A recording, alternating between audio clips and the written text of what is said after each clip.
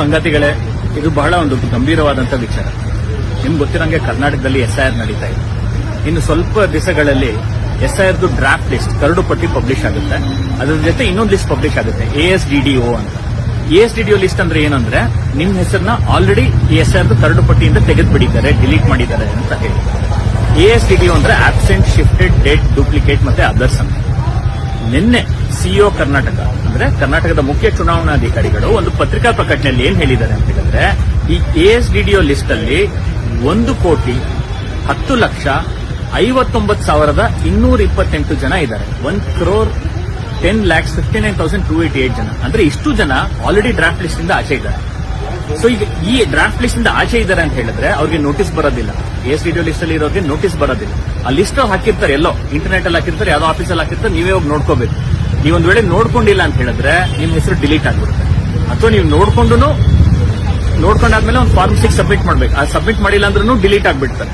So ಇದು ಬಹಳ ಗಂಭೀರವಾದ ವಿಷಯ. ಯಾಕಂದ್ರೆ 1,10,00,000 ಜನ ಡಿಲೀಟ್ ಆಗೋ ಚಾನ್ಸ್ ಅಲ್ಲಿ ನಿಂತಿದ್ದಾರೆ.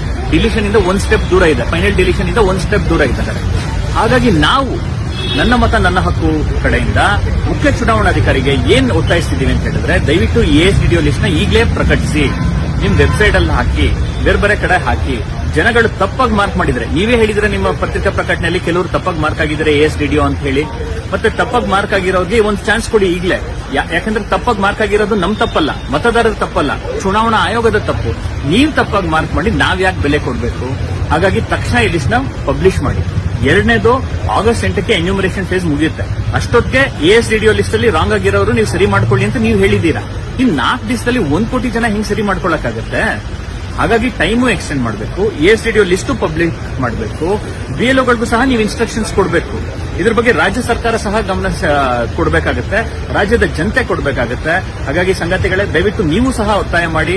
CEO ಕರ್ನಾಟಕಗೆ ಇನ್ಸ್ಟಾಗ್ರಾಮ್, ಟ್ವಿಟರ್, ಫೇಸ್ಬುಕ್ ಅಲ್ಲಿ ಟ್ಯಾಗ್ ಮಾಡಿ, ಅವ್ರಿಗೆ ಒತ್ತಾಯ ಹಾಕಿ. ಮತ್ತೆ ಇನ್ನೊಂದು, ನಿಮ್ಮ ಮತ ಉಳಿಸ್ಕೋಬೇಕಂತ ಹೇಳಿದ್ರೆ ನೀವು ನಿಮ್ಮ BLO ಅಥವಾ ARO ಅಥವಾ EROಗೆ ಇವತ್ತೇ ಫೋನ್ ಮಾಡಿ. ನಿಮ್ಮ ಹೆಸರು ಡ್ರಾಫ್ಟ್ ಲಿಸ್ಟ್ ಅಲ್ಲಿ ಹೋಗಿದ್ಯಾ, ASDD ಲಿಸ್ಟ್ ಅಲ್ಲಿ ಹೋಗಿದ್ಯಾ ಅಂತ ನೀವು ಇವತ್ತೇ ತಿಳ್ಕೊಳ್ಳಿ.